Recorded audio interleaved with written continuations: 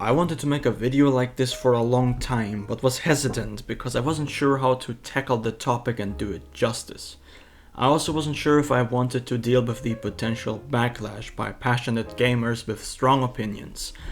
Please keep in mind that I don't want to discredit PCs as a gaming device. I would be shooting myself in the foot if I did that. I simply want to look past the console peasant PC master race mess we got ourselves into. Now, why do I feel the need to defend video game consoles? For clarification, I am primarily a PC gamer and have built 2 gaming rigs in the past and spent a considerable amount of time and money on Steam. However, my current professional life motivated me to try out something different. After spending up to 10 hours every day behind a desk, playing games behind one as well became less and less appealing. So my attention slowly drifted towards consoles.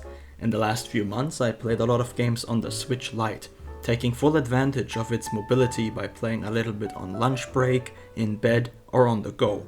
I also purchased a PlayStation 4 to play all the Sony exclusive games that I missed out on, such as the Uncharted series.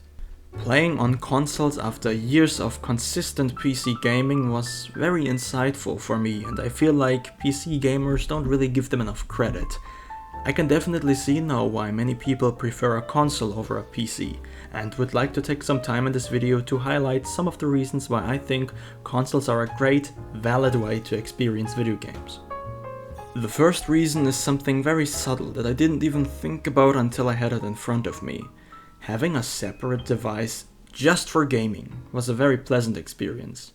Turning on the PlayStation, sitting down on the sofa, this is leisure time and nothing else, and the user interface reflects that. All menus are very simple and optimized for television use. It just felt nicer to navigate, and was a breath of fresh air after bothering with Windows 10 all day.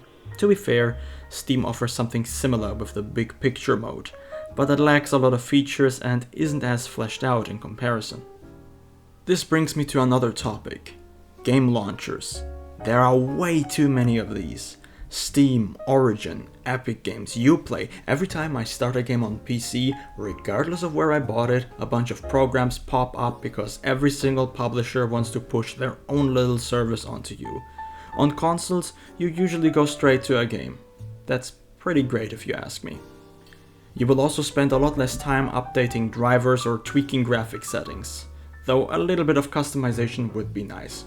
The only thing that's keeping you from playing right away is the occasional software update, if at all, because many older games don't even get those anymore. Price is another big topic. Generally speaking, consoles are cheaper. If you build a PC from start to finish, including graphics card, processor, case, motherboard, power supply, RAM, and hard drive, it can get expensive really quickly. Even if you buy all the parts second-hand, chances are you will spend more than what you would on a new console. Especially if you want a system that outperforms said consoles, which is the main appeal of PC gaming anyway. Now, the next point is a bit different, because it focuses mostly on PCs. You see, in my opinion, the greatest benefit of having a gaming PC is the fact that you get to pick all the parts that are in it yourself. You can customize, adjust, and you can upgrade it. And all of these things that make PC gaming so great can be expensive, and you need a bit of technical know-how to get the most out of them. This can be a bit frightening for people who don't really care much about the technology. Once you learn how a computer works, it's actually pretty straightforward, but many people don't want to take that plunge, and that's absolutely fine.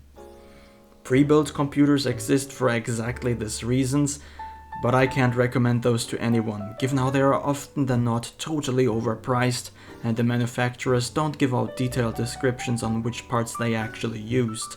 The listing would say something like 8 GB of RAM, but it doesn't specify how fast the RAM is, whether it is DDR3 or DDR4, or if it's just 1 stick or 2 sticks of RAM. Very crucial to know information, so the best way to PC game is to build your very own system. If someone isn't up for the challenge and just wants to play some games quick and easy, they will most likely get a console, and it makes perfect sense to them. Let's talk about exclusive games for a minute. I know, from a consumer standpoint, it sucks that not every game is available on every system. In an ideal world, console exclusives don't exist and all of us play our favorite games together regardless on which platform we use. In reality, we have big corporations that want to make a profit and, most importantly, protect their market share in a very competitive environment. This is why brands such as Sony and Nintendo spend a lot of time and money on exclusive titles. And I can't blame them for that. Exclusive games are the main driving force behind selling a console, and the thing is, a lot of them are very good games. If you like platformers, you are gonna have a field day with Nintendo's lineup of games. Or perhaps you like Sony's cinematic AAA titles such as The Last of Us or God of War. These are all great games, and it makes sense that people want to play them.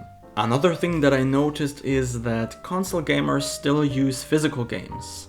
Depending on who you ask, this is a good or a bad thing.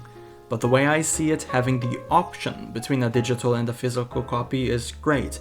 Physical games can be sold, they can be traded in, and of course they are also cheaper than buying a game new.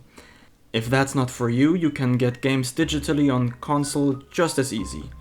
But I can't deny I have a thing for physical games.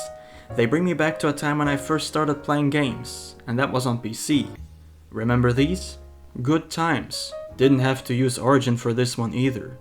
In summary, you can say that consoles really shine when it comes to being straightforward and accessible.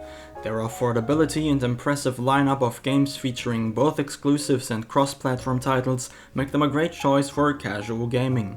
In the end, all available platforms have their own pros and cons, and trying to determine which one is the best is pointless.